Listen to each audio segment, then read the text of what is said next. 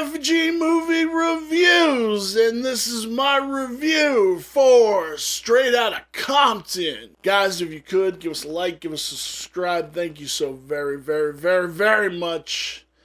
Now let's get into this review. As I did a couple of weeks prior to this review, I reviewed Notorious and All Eyes on Me, and because they all came up at the same time, and they are telling overlapping stories to this story. Now, this is the story of NWA, one of LA's premier rap groups for the time. We have O'Shea Jackson Jr. playing Ice Cube. We have Corey Hawkins playing Dre. We have Jason Mernelli playing Eazy-E. We have Neil Brown Jr. playing DJ Yell. And we have Aldous Hodge, who I absolutely love, playing DJ Ran. And Marlon Yates Jr. playing the DOC. There is so much to this movie. As you know, we have Paul Giamatti playing Jerry Heller, who pretty much just, he lied. He lied Eazy-E, but then Eazy-E didn't care what they were getting paid because he was making money.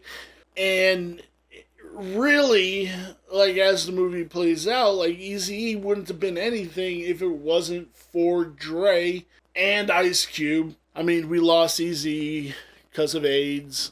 And it's crazy to see later on in the movie that they were going to get back together. They were going to do another tour, and that Dre had been thinking about it, and Cube had been writing lyrics for it, and really did want to do it. And it's cool to see Dre. There's actually a scene in this movie that it's a stupid scene. I don't know why they included it in the movie. It's just the dumbest scene. As we know, Dre goes to Death Row Records. And this is another thing that I wanted to bring up about this movie, showing, the difference between Notorious and All Eyes on Me.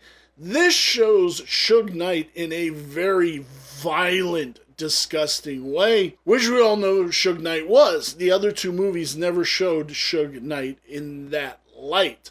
This movie did, which I really, really, really fucking loved, that you actually got to see what Suge Knight was, and he was a piece of shit.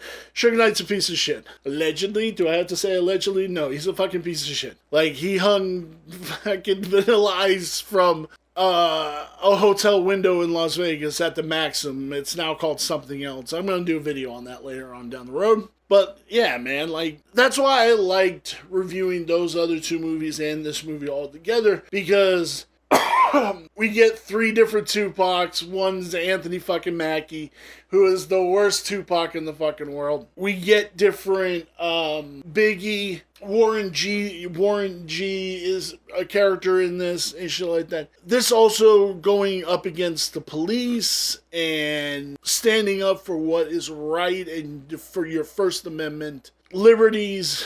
And it just shows how much the LA police were just the most corrupt fucks on the planet, because they were fucking douches, and they didn't like that they were getting pointed out to be dickweeds and fucking bad people, which the LA Police Department were super corrupt by around that time, and they just did everything in their power to shut these guys down. And you can tell a lot of there's a lot of racial things that happens to the guys. They're just outside the studio eating some burgers and drinking some soda, and the cops come up and throw them to the ground, and Jerry Heller has to come out and bribe them off and shit like that. And it's just more fucked up shit, Fucking LA cops suck. Sorry, so does Las Vegas. But those are different stories to be told down the road. But I dug this movie. I think everybody was a tremendous actor in this film that really showed a cool part of what I love.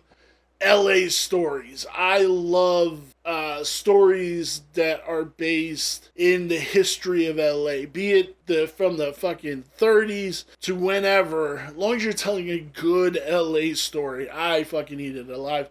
And this movie was awesome. I have to say they handled crowds better than the other two movies. Like, they made it more like you could feel it, right? You could really feel it, which I dug. What are the ratings for this film? Letterboxd has it at a 3.8 out of 5. Rotten Tomatoes has it at an 89. Critics score it at a 91. Audience score. IMDb is sitting at a 7.8 out of 10. But where does this lie on my 5-star review scale? The story is a 5.